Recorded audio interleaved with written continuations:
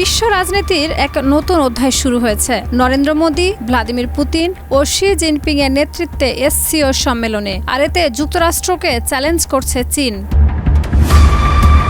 নতুন বিশ্ব গঠনে ভূমিকা রাখতে চলেছে রুশ প্রেসিডেন্ট ভ্লাদিমির পুতিন, চীনা প্রেসিডেন্ট শি জিনপিং এবং ভারতের প্রধানমন্ত্রী নরেন্দ্র মোদী। মার্কিন যুক্তরাষ্ট্রের আধিপত্যকে চ্যালেঞ্জ জানিয়ে এবারে সাংহাই কোঅপারেশন অর্গানাইজেশন এসসিও সম্মেলনে তিন নেতাই এ বিষয়ে গভীর আলোচনা করেছেন।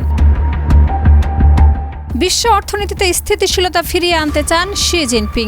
একই সঙ্গে তিনি ঠান্ডা যুদ্ধের মানসিকতা থেকে বেরিয়ে এসে আঞ্চলিক নেতাদের ঐক্যের আহ্বান জানান।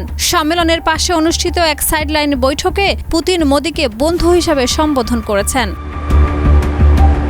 মার্কিন প্রেসিডেন্ট ডোনাল্ড ট্রাম্পের শুল্ক যুদ্ধ এবং অর্থনৈতিক সহায়তা বন্ধের নীতির বিরুদ্ধে অবস্থান নেন চীনা প্রেসিডেন্ট শি জিনপিং। তার নেতৃত্বে চীনের তিয়ানজিনে 2 দিনব্যাপী এসসিও সম্মেলন অনুষ্ঠিত হয়েছে, যেখানে রাশিয়া, ভারত, ইরান, তুরস্ক সহ মোট 20টি দেশের রাষ্ট্রপ্রধান এবং জাতিসংঘ মহাসচিব অ্যান্তোনিও গুতেরেস সহ বহু আন্তর্জাতিক সংস্থার শীর্ষ কর্মকর্তারা অংশগ্রহণ করেন।